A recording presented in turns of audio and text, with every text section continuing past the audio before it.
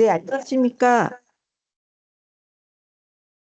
지금부터 TGS 관리자를 위한 실전 절세 노하우를 시작하도록 하겠습니다. 자, 질문 사항은 마지막에 질문을 하고 듣는 동안에 궁금한 사항이 있으신 경우에는 채팅창을 이용해 주시기 바랍니다. 그리고 지금 현재 참석 많이 해 주셔서 감사하고요. 관련돼서 지금 참석을 확인하기 위해서 카메라는 다 켜주시고 마이크는 모두 다 꺼주시기 바랍니다.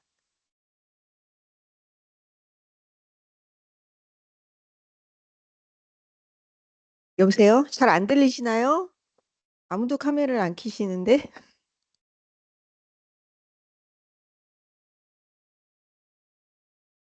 손은 들어주시네. 네. 그러면 지금부터 교육을 시작하도록 하겠는데 여러분들 참여를 많이 해주시고요. 관련돼서 질문사항이 있으면 저희가 6가지 항목은 준비를 했지만 추가적으로 질문사항이 있으면 마이크를 켜지 마시고 채팅창에 기재를 해주시기 바랍니다. 그럼 저희가 쉬는 시간에 어, 기록을 해서 전달하도록 하겠습니다. 그리고 교육은 지금 1시간 단위로 끊어서 진행할 예정이고요. 10분에 시작해서 45분, 그다음에 50분에 시작해서 25분, 30분에 시작해서 5분. 그리고 마지막에 한 40분 정도는 질문 시간을 가질 예정입니다. 그리고 여기 최인용 대표 세무사님께서는 가연 세무법인으로서 절세 노하우라는 책을 쓰신 아주 유명하신 분입니다. 많은 질문 부탁드리겠습니다. 이제 강사님한테 마이크를 넘기도록 하겠습니다. 안녕하세요. 최인용 세무사입니다. 여러분 반갑습니다. 어, 제가 오늘 뭐 여러 가지 말씀을 드릴 텐데 강의 순서는 먼저 우리 그 인건비부터 여러분들한테 그 소개를 드릴 건데요. 요 중요한 내용하고는 조금 약간 다르지만 우리 사업하시면서 여러분들이 부가세 신고도 해야 되고 소득세 신고도 해야 되고 또 요즘에 사람 뽑기도 굉장히 어려운데 그 우리 직원들한테 들어가는 인건비를 가지고 절세하는 그런 방법들도 한번 나눠보도록 하겠습니다. 그래서 절세 포인트를 여러분들한테 좀 소개를 시켜드리자면 부가세 쪽에서는 먼저 부가세 준비하고 그래요? 네. 네.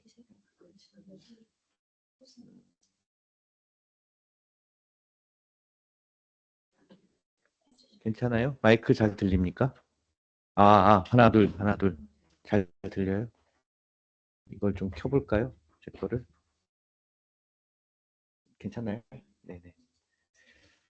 음, 네.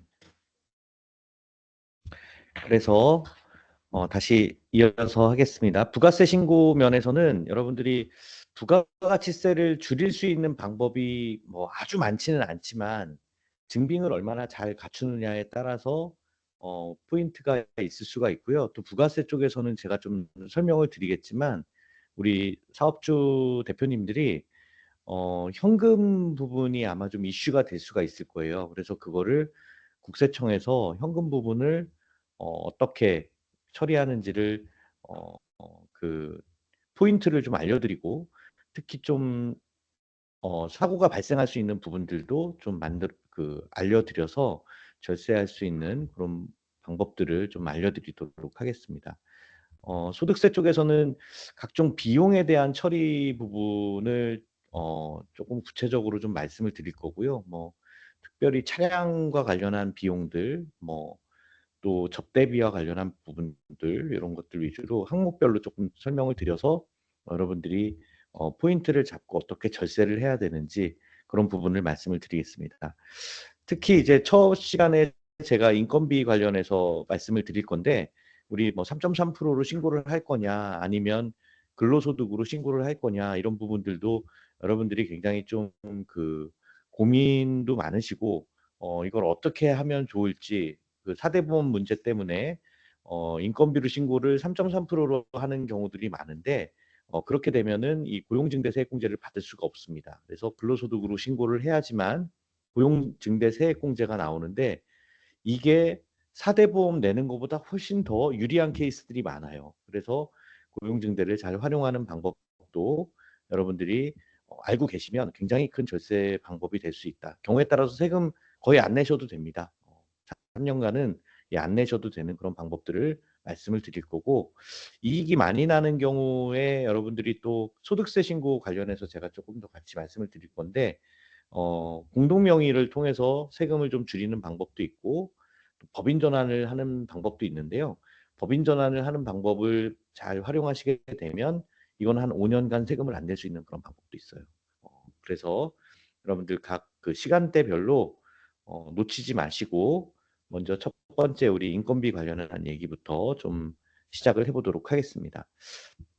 자, 여러분 인건비 관련해서는 정규직으로 신고를 4대 보험으로 신고를 할 거냐, 비정규직으로 할 거냐, 이 부분을 좀 다룰 거고요. 그 고용증대 세액공제가 23년도에 바뀌었어요. 통합고용증대 세액공제로 바뀌었는데 요게 또 25년이죠. 내년에 또 25년부터 법률이 개정이 되는 걸로 나왔습니다. 그래서 이런 것들에 대한 차이와 어떻게 법이 바뀌어가는지 그런 내용들도 좀 말씀을 드릴 거고요. 또 정규직 전환으로 인한 또 추가 세액공제 이런 제도들도 있는데 같이 소개를 드리도록 하겠습니다. 직원의 뭐 인센티브로 또 활용할 수 있는 그런 제도들도 좀 같이 말씀을 드리도록 하겠습니다. 자, 우리가 직원 고용을 하게 되면은 우리 고민이죠. 우리 대표님들이 인건비를 어떻게 처리를 할 거냐 고민인데, 어, 뭐 급여 신고를 하거나 일용직 신고를 하는 경우가 있고, 또 외주로 해서 프리랜서로 3.3%로 신고를 하는 경우가 있습니다. 대부분 4대 보험이 안 나오니까 4대 보험이 안 나오는 3.3%를 선호하시기는 해요.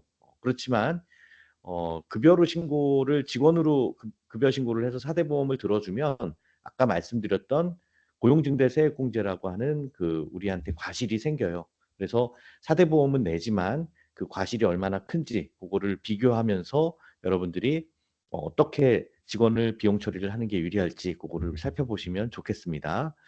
자, 이 정규직하고 4대 보험 주는 그 3.3%, 그죠? 이게 3.3% 주는 직원하고 우리가 비교를 해서 보면요. 근로자로 신고를 하는 경우에는 4대 보험을 부담을 해요. 그죠? 우리 대표님들이 부담을 하고 3.3%로 주게 되면 우리가 부담하는 게 아니라 직원들이 부담을 하기 때문에 우리 대표님들은 4대 보험에 대해서는 부담에 좀 그 폭이 그 부담에 대한 부담 그 줄어드니까 대표님들이 좀 선호를 하시는 편입니다. 부담률은 4대 보험을 부담하게 되면 거의 한 9.34%, 뭐 11.06%뭐 해가지고 약간 약 한 9%대 11% 합하면은 한 20% 되죠. 요 20% 정도 되는 부분을 4대 보험을 부담을 해줘야 되기 때문에 우리 회사에서는 한 11% 정도의 급여를 상승시키는 효과가 있다라는 계산이 나오죠. 그래서 4대 보험을 좀 부담스러워 하는데 이것보다 더 큰 혜택이 있다는 겁니다. 그거를 같이 한번 살펴보면은 좋을 것 같아요. 자, 이렇게 해서 그리고 3.3%로 신고를 하는 직원이라고 하더라도 1년 이상 일을 시키면 퇴직금은 줘야 돼요, 여러분. 또 우리 4대 보험 직원도 1년 이상 일하면 퇴직금 줘야 되죠. 그래서 퇴직금은 4대 보험 신고를 해주거나 아니면 이 3.3%로 신고를 하거나 똑같다는 얘기예요. 그래서 퇴직금은 똑같이 줘야 된다. 일단 요거만 좀 차이가 난다라는 거죠.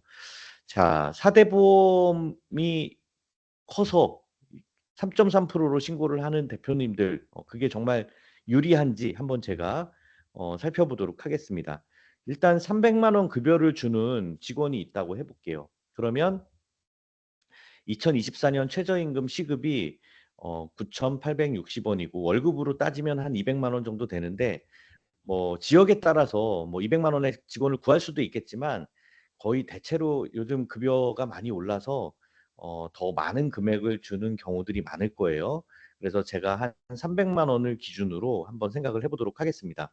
이게 그 작아서 좀 안 보일 텐데 그 2023년 기준으로 근로자들은 한 9.39%를 부담을 하고 우리 그 대표님들은 사대보험을 10.6% 정도 부담을 해서 합하면 거의 한 20% 정도가 되죠. 예, 이렇게 부담을 하도록 돼 있습니다. 그러면 직원들의 입장에서는 사대보험 때문에 조금 더 적게 받고 우리 대표님들은 사대보험 때문에 조금 더 많이 내고 그죠? 이렇게 될 거예요. 그래서 보면은 대표님들 계산해 보면 10.6%를 곱해 보면 31만 8천 원 정도를 더 냅니다.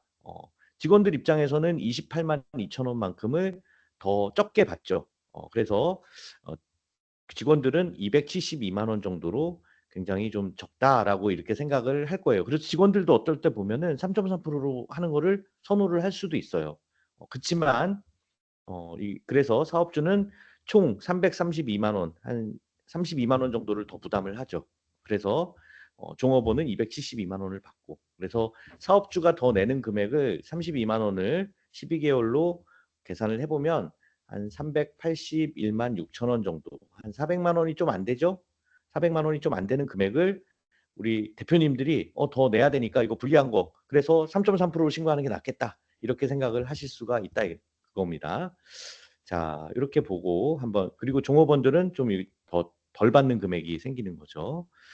자, 그래서 이 사대보험을 더 부담을 하지만 우리가 정규 직원으로 고용을 하면 이 고용에 대한 세액 공제를 받을 수가 있어요, 여러분. 세액 공제는요, 세금에서 바로 빼주는 겁니다. 이건 소득공제하고 달라요. 세금에서 그냥 바로 빼주는 거예요. 그래서 굉장히 유리합니다.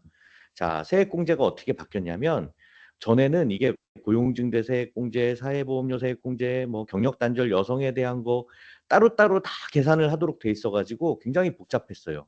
요거를 2023년도 이후에는 통합고용증대 세액공제로 하나로 해주고 정규직으로 전환한 직원을 뽑거나 뭐 육아휴직으로 복귀한 그 직원이 있으면 이 사람들에 대해서는 추가 세액공제를 해주겠다라는 걸로 간단하게 바뀌었습니다.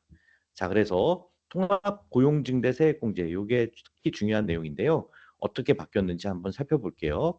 자, 직원 고용이 전년보다 늘어난 경우에는 통합 고용증대 세액공제를 해줍니다. 근데 고용이 줄어들면은 요거는 나중에 추징돼요.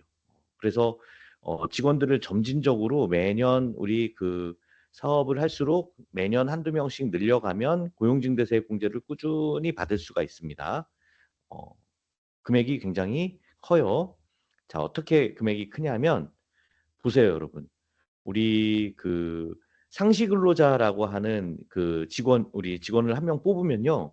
수도권에서는 여러분 850만 원 세액 공제를 해줍니다. 이거 세금 깎아주는 거예요. 굉장히 크죠? 한 명당.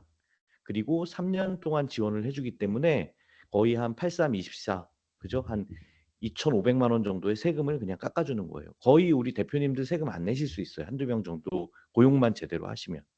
자, 지방에서는 950만 원을 공제를 해줍니다. 수도권이 아닌 지역도 보니까 꽤 많이 계신 것 같은데 여기서는 더 유리하죠.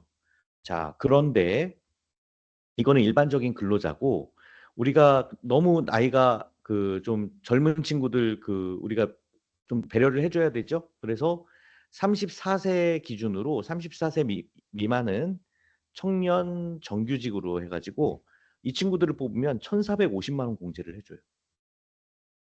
몇 년 동안? 이것도 마찬가지로 3년 동안. 거의 한 4,500만 원 가까운 금액을 공제를 해줍니다. 지방에선 더 커요. 1,550만 원. 자, 그러면 여러분, 아까 사대보험 300만 원 급여 주는 직원들 우리가 1년 동안 사대보험 내주면 얼마 더 냈어요? 400만 원 조금 안 되게 더 냈죠. 이거는 우리가 손해예요. 근데 한 명 제대로 고용하면 최소 850만 원 이상은 받죠. 유리합니다. 여러분들이 손해 보시는 게 아니에요. 퇴직금은 어차피 3.3%나 사대보험이나 똑같이 줘야 된다고 제가 말씀드렸기 때문에 이 통합 고용증대 세액공제를 받기 위해서 여러분들이 제대로 된 직원을 매년 이렇게 좀 줄어들지 않도록 늘려가는 식으로 고용을 하시는 게 굉장히 제일 유리하다는 거예요. 자, 그래서 공제 계산을 보면요. 자, 증가 인원 수도권 공제 요거를 한 명이 증가했다. 그러면 수도권 한 명 850만 원. 그죠? 3년이면 2,550만 원이고요. 지방에서 청년으로 두 명을 공제를 받는다라고 하면 얼마예요, 여러분? 이게 1,550만 원 곱하기 3년이면 9,300만 원 정도 3년 동안 세금을 안 내실 수 있는 거예요. 그러면 여러분 세금보다 이게 훨씬 클 거예요. 그러면요, 이거를 그냥 다 한꺼번에 뭐 그 공제를 못 받으면 돌려주느냐 이렇게 물어보신 분도 있는데 돌려주진 않습니다. 그 대신 2월에서 공제를 해줘요. 2월에서 공제를 해줘요. 유리하죠, 그죠? 자, 그리고 아까 제가 정규직 전환이나 육아휴직 복귀자는 추가 공제를 해준다고 했는데, 요거는 추가 공제는 3년 동안 해주는 건 아니고요. 1년만 해줍니다. 금액이 얼마냐? 1,300만 원을 1년간 한 번 더 해준다는 거예요. 그러니까 그동안에 3.3%로 있었던 직원을 정규직으로 전환을 해주면 1년간 1,300만 원을 주고요. 육아휴직 복귀자를 두게 되면 추가 공제로 1,300만 원 공제를 해줍니다. 자, 그런데 이거 요건이 있어요. 1년 이상 근무를 해야 되고 육아휴직은 1년 이상 근무를 해야 되고 전환 복귀하는 근로자는 2년간 고용을 유지를 해야 되는데 아까 고용증대세액공제는요. 청년을 뽑았자 이거 그 고용증대에서는 청년을 뽑았다가 그 청년이 나갔어요. 그러면 그 청년에 해당하는 그 나이의 직원을 또 뽑으면 돼. 마이너스가 됐더라도 우리가 뽑으면 되는데 이 직원은요. 이 직원이 나가면 안 돼요. 이건 돌려줘야 돼요. 그러니까 육아휴직 복귀자나 정규직 전환에 대한 추가 공제는 해당 직원이 나가면 안 됩니다. 2년간 고용이 유지가 돼야 된다라고 하는 그런 차이가 좀 있다는 게 좀 다른 점이에요. 자, 정규직 전환이나 고용으로 전환해가지고 세금 공제를 하면요, 여러분들 우리 대표님들 뭐 그 소득이 얼마인지 제가 잘 모르지만 조금 많이 버시는 분들 뭐 1억 이상 버시는 분들이 있겠죠. 근데 1억 정도 번다고 한번 계산을 해볼 때 세율이 35% 세율에 걸립니다. 그리고 낮은 데에 들어가는 세율도 걸리는 부분에 대해서는 누진공제로 빼주도록 계산을 하고 있어요. 그래서 우리 대표님들이 1억을 벌 때는 35%인 3,500에서 1,544만 원 빼면은 종합소득 금액이 종합소득세가 한 2천만 원 정도 나올 거예요. 여러분 1억 정도 이익이 나오려면 매출은 얼마예요? 뭐 이것저것 여러분들 뭐 매출이 많이 나오겠죠. 뭐 한 3억에서 5억 이상 나오셔야 요 정도 1억 정도 이익이 나올 겁니다. 그러면 1억 정도 이익인데 2천 가까이 세금을 내라고 그러면 많아요, 적어요? 많죠? 예, 많다라고 생각하실 분들이 많을 텐데 여기서 우리가 정규직 한 명이 있고 정규직으로 전환하는 한 명이 있다라고 하면은 어, 전환에 대한 세액공제 1,300만 원, 통합고용세액공제 지방에서 950만 원 하면은 세금 낼 게 있어요, 없어요? 없어요. 그렇지만 일부 세금은 냅니다. 세금을 최저한세라고 해가지고 조금 일부 세금을 내게끔은 만들어요. 그렇지만 이게 초과된 부분 여기도 지금 벌써 2,300이니까 넘어갔잖아요. 그 초과된 부분 세액공제 못 받은 부분은 다음에 2월에서 공제를 받을 수가 있는 거예요. 자, 400만 원 더 주고 그죠? 어, 사대보험 들어주더라도 훨씬 유리하다라는 거죠. 이 세금에서 바로 빼주는 세액공제라는 개념이기 때문에 이거는 대표님들이 저희가 이걸 해드리고 싶어요. 저는 대표님들한테 이걸 해드리고 싶은데 대표님들이 사대보험 직원을 안 뽑고 3.3% 신고하길 원해. 못 해드리는 거예요, 그러면. 어. 자, 못 해드리는 그런 케이스들이 몇 가지가 있으니까 그런 것들도 제가 한번 말씀을 드려볼게요. 그러면 통합고용증대세액공제에서 이게 고민이 많기 때문에 다른 분들도 질문을 많이 주셨습니다. 상시 근로자에 외국인 근로자도 포함되는 것인가요? 이렇게 물어보시는 분들 계신데, 자, 이게 그 세법은요, 이게 외국인이냐, 뭐 내국인이냐, 이거를 그 중요하게 생각하지 않습니다. 세법에서는 거주자냐, 비거주자냐, 이것만 봐요. 이거는 183일 이상 거소를 둔 개인이면은, 그러면은 상시 근로자에 해당이 돼서 통합고용증대세 공제를 받을 수가 있는 거예요. 자, 외국인 근로자도 해당이 되는 거예요. 자, 그런데 여기 이걸 왜 제가 말씀을 드리냐면, 알바하죠? 그죠? 알바? 단시간 근로자, 요 인원은 해당 안 됩니다. 임원, 임원 해당 안 돼요. 그 다음에 대표님들의 배우자, 직계존비속, 친족관계 이런 사람 안 됩니다. 직원을 뽑으라고 했더니 그럼 우리 가족들 좀 넣어가지고 이거를 좀 해야 되겠다 생각하시는 분들은 이 통합고용증대세액공제가 안 되는 거예요. 자, 그래서 그런 내용들 좀 많이 물어보시는 내용이고요. 자, 그리고 또 이제 뭐 가짜로 그러면은 좀 해야 되나? 그래서 이 뭐 그 어, 뭐 이렇게 좀 이름을 그냥 넣어가지고 신고만 하시는 분들도 계신데 그렇게 도 위험합니다. 그거 안 된다는 내용이에요. 자, 그리고 전에 이제 그 청년이 34세가 아니라 29세에서 34세로 늘어난 게 2023년이에요. 그래서 그 전에 나온 거라서 지금은 34세가 지금 청년입니다. 근데 이 나이가 넘어가면 계속해서 청년 고용중대 세액공제를 적용받을 수 있는 것인가요? 이렇게 물어보는 질문이 있는데 30세 34세죠. 아까 말씀드린 34세 이상이 되면은 청년 정규직 근로자에는 해당이 안 되지만 일반 근로자로 해가지고는 공제를 받을 수는 있어요. 자, 그래서 좀 뽑으려면 조금 많이 좀 더 젊은 친구들로 뽑아 놓으시면 3년 동안 계속 청년으로, 그죠? 공제를 받을 수가 있겠죠. 그리고 또 이 34세라고 하는 게 남자들은 군대 갔다 온 기간을 추가로 더해주게 돼 있습니다. 보통 2년 더 해주면 36세까지도 청년이 될 수가 있으니까 혹시 남자 직원들 뭐 우리 업종에서는 특히 또 남자 직원들 많이 뽑지 않을까요? 그죠? 예, 그러면은 오히려 이런 나이 보면서 젊은 친구들 채용을 하시면 공제 금액이 훨씬 더 크죠. 아까 500만 원 이상 크잖아요. 그렇게 활용을 하시는 게 좋겠습니다. 자, 그 내용이고요. 자, 청년 도약에 대한 그 일자리 장려금, 도약 장려금이라고 하는 내용이 있는데 이 고용노동부에서 그런 그 내용을 이렇게 매년 좀 사업을 해요. 그래서 이것도 여러분들한테 좀 말씀을 드려보도록 하겠습니다. 이게 고용노동부 홈페이지를 보면요. 고용24라는 홈페이지에서 로그인을 해서 해야 되기 때문에 여러분들이 한번 가입을 하셔서 요거를 한번 신청을 하시도록 할 수 있는 내용이고요. 특히 이제 그 기업으로 들어가시면 기업 페이지에서 이렇게 로그인하는 게 있는데 기업 지원금이라는 게 있습니다. 기업 지원금 페이지에서 내용을 확인을 하실 수가 있는데 그 내용을 좀 미리 말씀을 드리면은 이 6개월 이상 고용을 유지하면 어 2년간 최대 1,200만 원을 또 지원을 해주는 그런 사업입니다. 이 고용이라고 하는 것도 여러분 사대보험 직원을 고용이라고 얘기를 하겠죠? 3.3% 프리랜서는 아닌 거예요. 그러니까 보세요. 이게 우리가 정규직으로 직원을 뽑으면 아까 그 최소 850만 원에서 1,550만 원까지 그 청년이면 우리가 그 세금도 적게 내는 데다가 플러스 2년간 최대 1,200만 원까지도 지급을 해주는 게 있기 때문에 어, 굉장히 유리하죠. 1년간은 720만 원 그리고 2년간은 2년 근속을 하면 480만 원에서 첫 해 조금 더 지원을 많이 해주도록 그렇게 돼 있습니다. 요거는 그 2년간 1,200만 원인데 그래서 2년간 1,200만 원인데 여기에 대해서는요. 이 그 요건이 있어요. 기업에 대한 요건이 있고 또 청년에 대한 요건도 있고 한데 이게 1년간 평균 고용 보험의 피보험자 수가 5인 이상인 그런 어, 대상 기업 사업주만 먼저 대상이 됩니다.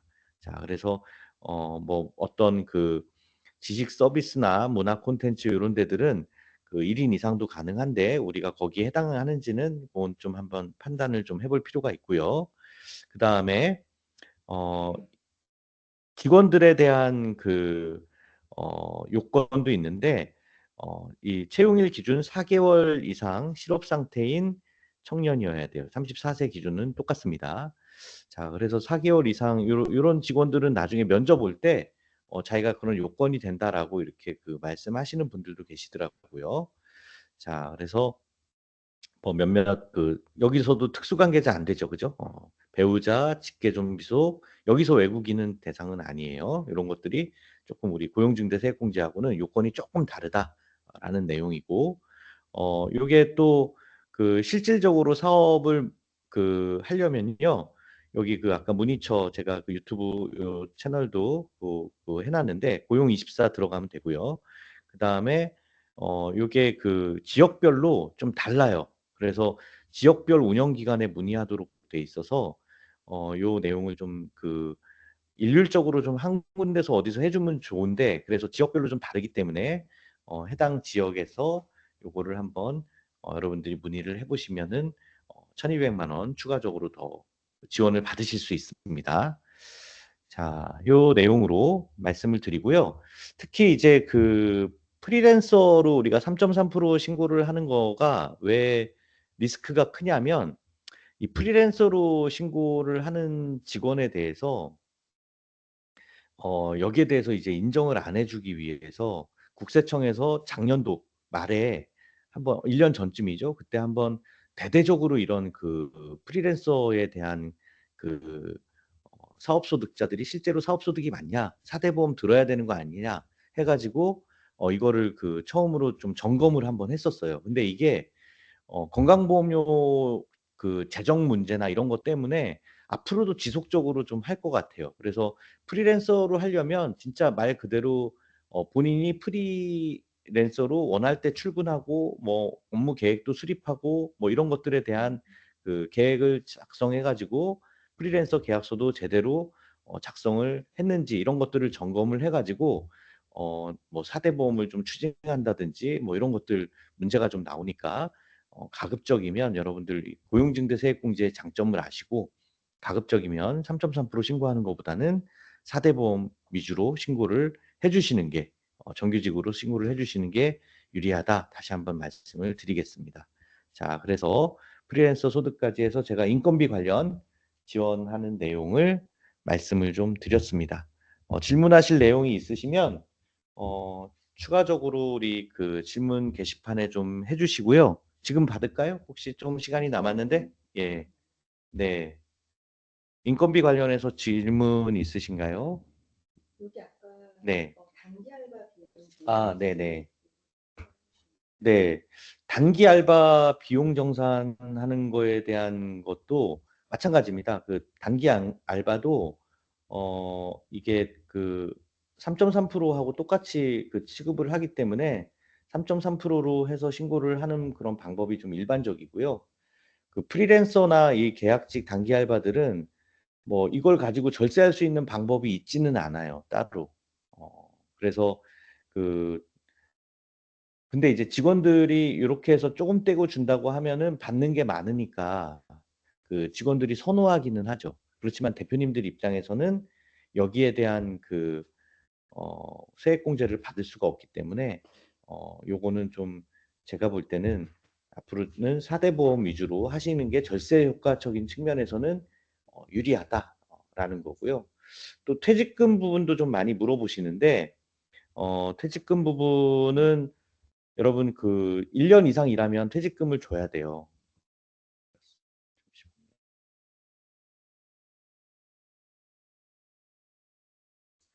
1년 이상 일하면 퇴직금을 줘야 되는데 1년 이상 일하면 퇴직금을 얼마를 주느냐? 한 달치를 더 주게 돼 있습니다. 그래서 근속 연수 곱하기 어, 최종 3개월의 급여, 최종 3개월의 급여를 평균을 낸 금액을 곱해서 여러분들이 주도록 돼 있어요. 그래서 어, 직원들이 그 3개월 정도 그 급여를 좀 올리고 난 다음에 퇴사를 하시면 좀 대표님들이 마음이 좀 많이 그 아픈 경우들이 있습니다. 어, 그래도 법으로는 그렇게 좀 주도록 돼 있어서 그래서 요런 내용은 사실 그 노무 문제가 있기는 한데요. 그 특별 상여라든가 뭐 이런 규정을 통해서 그 정규 급여는 별도로 계약을 하고 이게 정기적인 상여는 안 돼요. 특별하게 그냥 특별하게 상여로 해서 조금씩 챙겨주시는 그런 부분들이 오히려 퇴직금 면에서는 대표님들이 조금 더 유리하게 주실 수 있는 그런 부분은 있습니다. 네, 네. 또 추가적인 질문. 네. 아, 그러면 네, 그 단기 알바에 대한 비용을 정산을 할 때요. 네, 그 부분에 대해서 뭐 고정급여라는 그런 어떤 계약을 하고 네. 그 외에 이제 별도의 이제 주유비 뭐 어떤 뭐 하여튼 비용이 추가적으로 나가는 것들은 퇴직금에서 모두 다 제외를 해도 되나요? 그 정기적으로 주는 거라고 하면 제외를 할 수는 없습니다. 그럼 정기적이라는 게 매달이라는 거예요. 그렇죠. 그리고 매년 일정 시기에 주는 상여도 포함이 돼요. 만약에 우리 뭐 그 삼성전자에서 뭐 매년 성과급을 주잖아요. 그런 성과급도 매년 주도록 돼 있는 거라고 하면 그것도 포함이 되도록 돼 있어요. 정기적으로 주는 상여도 그 포함이 된다라고 생각을 하셔야 됩니다. 이게 임의대로 조절을 하면 근로자들이 조금 부당하다고 생각을 하겠죠. 그러니까 임의적으로 조절할 수 있는 폭을 굉장히 엄격하게 제한을 해놨다고 보시면 돼요. 그리고 그 단기 알바라고 하는 그 친구들은 1년이 되기 전까지는 퇴직금 문제는 발생을 하진 않아요. 예. 근데 알바도 예. 이렇게 1년 더 이상으로 가져갈 수 있어요. 그럴 수도 있겠죠. 뭐 성실한 직원이면 그렇게 할 수도 있을 건데 그런 경우에는 퇴직금을 주도록 돼 있습니다. 그러면 알바를 사용을 하다가 네. 사용이란 말을 사용을 하다가 이제 이걸로 정규직으로 전환하면 아까 얘기했던 정규 채용에 해당이 되는 건가요? 그렇죠. 그러면 이제 그 아까 세액공제 면에서는 우리가 혜택을 받을 수 있고 정규직 전환이니까 추가공제 받을 수 있고 또 고용증대 세액공제도 받을 수 있고 그렇게 되는 거죠. 그럼 저희가 프리랜서를 네. 정규 전환을 했을 때 네. 그러면 3.3%에 대한 거에 추가적으로 더 내고 우리가 이제 예, 사대보험을 내주는 거죠. 하게 된다면 네. 그러면 그 비용에 대해서 어쨌든 그 직원들이 더 요구를 할 수 있잖아요. 자기가 세금을 더 내니까. 그럼 그 부분이 혹시 네. 퇴직금으로 올라가나요? 그렇죠. 그거는 직원들 퇴직금도 상승을 같이 일으키기 때문에 그거는 근데 퇴직금을 본인도 이제 못 어떻게 보면 3.3%는 퇴직금이 못 받는다라고 생각을 할 수도 있잖아요. 장기적인 고용 측면에서.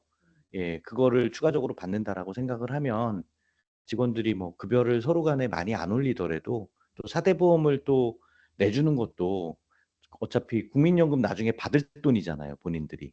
예, 그렇게 생각해서 서로 간에 조금씩 양보하면 이렇게 금액을 뭐 거기에 딱 그 예전에 받던 거에 맞춰주지 않더라도 협의를 할 수 있는 폭은 좀 있다고 저는 보여지거든요.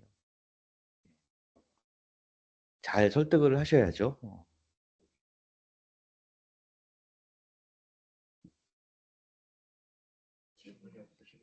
네. 제가 너무 설명을 잘 해드렸나 봅니다, 여러분.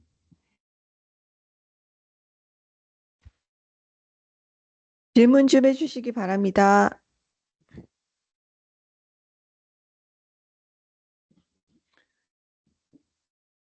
혹시 이 뒤에 있는 부분은 나중에 설명을 하실 건가요? 이게 여기에는 해당이 안 되는 것 같거든요. 네네네. 혹시 아까 그 보면은 이런 어떤 국가에 대한 세금 혜택이나 이런 부분들을 네. 해서 좀 주의해야 될 사항들이나 아니면 이제 이거는 하면 안 된다라는 것들 편법으로 사용하는 그 예시 같은 거 혹시 알려주시면 그러니까 편법을 사용하는 게 아니라 네네네네네. 이런 안 된다. 네네. 직원과 관련해서요, 이제 임의적으로 이익이 많으신 분들은 임의적으로 그 인원을 신고를 하는 경우들이 생겨요. 그죠? 인원을 추가적으로 신고를 하면은 이게 그 대표님들이 회사에서 그 인원한테 돈을 줘야 되잖아요. 근데 세무조사 때 어떤 게 많이 걸리냐면 이제 가짜로 인원을 넣은 거예요. 그러면 거기에 해당하는 돈을 줘야 되는데 대표가 이쪽으로 입금을 해서 이렇게 돌려 뭐 받거나 뭐 그럴 수도 있겠죠. 근데 대체로 그렇게 안 하고 그냥 대표가 본인 이거 인원만 신고를 하고 지급 내역이 없는 경우가 많습니다. 주지 않은 경우가 많아요. 그런 경우에는 이게 인건비 관련해서 이 세액공제 받은 것도 또 추징이 되는 그런 사례도 있고 또 특히나 이게 비용으로 인정을 못 받아가지고 소득세를 조금 더 많이 내시는 그런 케이스들도 있죠. 그래서 그 이게 녹화가 되니까 제가 조금 더 깊은 얘기 해드리기가 좀 그 부담스러운 부분이 있는데, 그래도 이익이 많이 내시는, 세금을 많이 내시는 그런 대표님들이 원하시면 프리랜서로 조금 그 인원을 보강을 해가지고 몇몇은 그 신고를 추가적으로 좀 하는 케이스들도 좀 있기는 해요. 그거는 세무사님들의 그 재량이나 이렇게 거기에 따라서 조금씩은 이렇게 그 도와드리긴 하는데, 실질적으로는 예, 나중에 요그 어떻게 그 나중에 이제 그 실제로 지급 내역이 없으면 뭐 추징되는 케이스들이 있습니다. 자, 퇴직금을 좀 주지 않기 위해서 1년을 채우면은 그 퇴직금을 줘야 되니까, 단기 알바를 11개월간 쓰다가 한 달 빼고 다시 하면 문제가 없느냐? 예, 요거는 그렇게 하는 경우 문제는 없지만 우리 직원이 아마 다시 안 오려고 할 수도 있어요. 그죠? 요게 케이스가 너무 그 왜 그러는지를 알면. 자, 그래서 이게 여러분들끼리 그 같은 지역에서 약간 뭐 이렇게 그 서로 어, 그 어떤 대기업은 이렇게 하는 케이스들도 있어요. 그 1년씩 그 우리 지점들이 여러 개가 있잖아요. 만약에 근데 인접한 지역이다. 뭐 만약에 서울 뭐 A구가 있고 B구가 있는데 아주 가깝다라고 하면, 여기에서 채용하던 직원이 B구에 가서 이렇게 1년 되는 시점에서 그 일을 하게 되면 서로 간에 이렇게 바꾼다든가 직원을, 그렇게 하는 케이스들은 이게 큰 틀에서 이게 같은 그 따로 있는 사업자고 우리 전체 이제 그 서비스하는 우리 그 회사에서 서로 그게 되실 수 있다면, 그러면 퇴직금을 빠져나갈 수 있는 방법은 될 것 같기는 해요. 근데 11개월 일하고 네. 한 달을 빼고 동일한 사람이 같은 회사에서 다시 시작을 해도 그거는 연결성으로 보지 않나요? 아니에요? 한 달을 이제 휴직으로 했느냐 아니면 퇴직으로 한 거냐, 거기에 따라 다를 수가 있겠죠. 그리고 또 종업원이 나는 그게 이제 얘기가 됐을 거잖아요. 그죠? 휴직인지.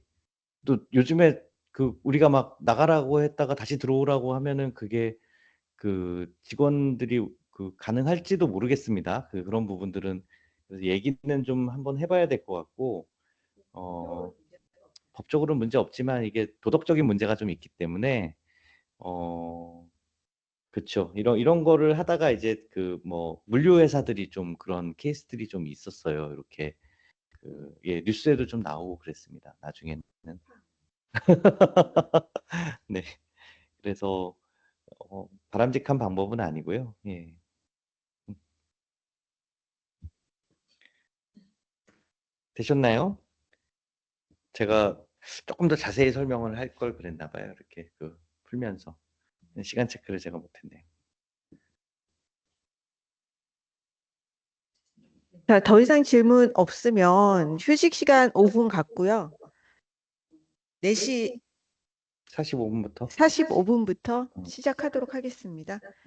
질문할 사항들 준비 부탁드립니다.